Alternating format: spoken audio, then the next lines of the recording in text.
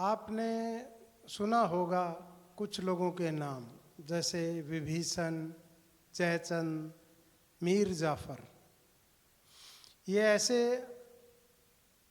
देशद्रोही किस्म के इंसान थे जिनके कारण भारत माता को गुलामी की बेड़ियां पहननी पड़ी। ऐसे ही एक नमक हराम की कहानी हम आपको बताते हैं। बंगाल के अंदर आज भी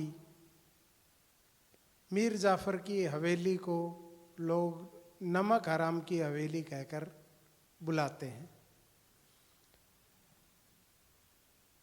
कैसे एक व्यापारिक कंपनी इस देश की शासक बन गई, आइए जानते हैं।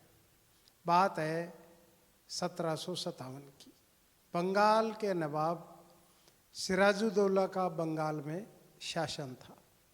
सिराजुद्दौला एक मस्त मौला किस्म का इंसान था, भोग विलास का जीवन व्यतीत करता था और राजकाज के अंदर उसकी कोई विशेष रुचि नहीं थी। उनकी सब आदतों का उसके प्रधान सेनापति मीर जाफर ने फायदा उठाया और बंगाल को क्या पूरे हिंदुस्तान को ही गुलामी की बेड़ियों में जकड़ने में ब्रिटिश एम्पायर की मदद की। बात है 1757 के प्लासी की युद्ध की। एक ऐसा युद्ध जिसमें एक व्यापारिक कंपनी इस देश पे शासन करने लग जाती है और तकरीबन 190 साल उन्होंने इसके बाद इस देश पे शासन किया। मुर्शिदाबाद से 20 मील साउथ और कलकत्ता से 100 मील दूर एक प्लासी नाम का जंगल हुआ करता था। फरवरी महीने में इस प्लासी नाम के जंगल में फूल आते थे, बड़े सुनहरे मैरून कलर के, लाल कलर के फूल आते थे और उन फूलों से लोग रंग बना के होली का त्यौहार खेलते थे। लेकिन 23 जून 1757 को यही लाल कलर, यही मैरून कलर खून के रंगों में बदल जाते हैं और यहाँ पे एक युद्ध होता है जो कि बंगाल के नवाब सिराजुद्दौला व ब्रिटिश कंपनी के प्रधान सेनापति रॉबर्ट क्लाइव लॉयड की सेनाओं के मध्य होता है। अब मैं आपको बताना चाहता हूँ कि बंगाल के नवाब सिराजुद्दौला की सेना में 18,000 सैनिक थे, 50 तोपें थी उसके पास और उधर रॉबर्ट क्लाइव की सेना में महज 300 सैनिक थे। रॉबर्ट क्लाइव ने अपनी कूटनीतिक चाल से मीर जाफर की महत्वाकांक्षा को भांपते हुए मीर जाफर को एक संदेश भेजा और एक गुप्त मुलाकात करने का निश्चय किया। मीर जाफर तो पहले से ही बंगाल का नवाब बनने के सपने देख रहा था। क्लाइव लॉयड और मीर जाफर की एक गुप्त स्थान पर मीटिंग होती है और उसमें उसको ये लालच दिया जाता है कि हम आपको बंगाल का नवाब बना देंगे। 23 जून 1757 को प्लासी नाम की जगह पे एक युद्ध होता है और बड़ा ही रोमांचक और मज़ेदार युद्ध होता है।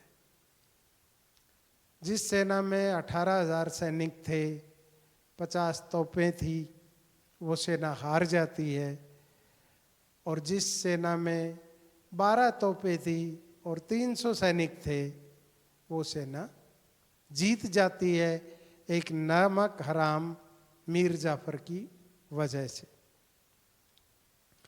जैसे ही सुबह 8 बजे युद्ध प्रारंभ होता है, 45 मिनट के अंदर मीर जाफर अपनी सेना को आदेश देता है ब्रिटिश सेना के सामने सरेंडर करने का और सेना उसका पालन भी करती है और अपने हथियार नीचे गिरा देती है।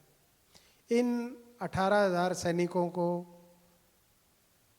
बंगाल के किले के अंदर ले जाया जाता है गिरफ्तार करके, और वहाँ पे उसकी हत्या कर दी जाती है। उसके बाद मीर जाफर को बंगाल का नवाब बना दिया जाता है।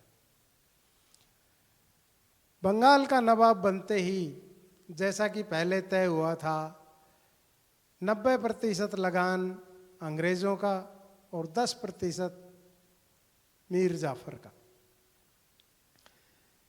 मीर जाफर का बंगाल का नवाब बनते ही बंगाल के अंदर एक भयंकर कत्लेआम को अंजाम दिया जाता है।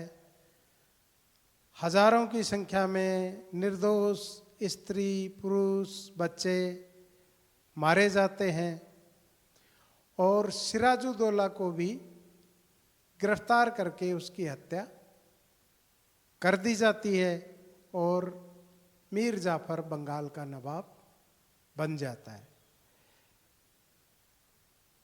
अंग्रेज सेना के सेनापति क्लाइव लॉयड ने अपने एक पत्र में जिक्र किया है कि कैसे उसने बंगाल को उसके बाद लूटना प्रारंभ किया, और तकरीबन 900 पानी के जहाज यहाँ से लूट के और ब्रिटेन पहुँचाए।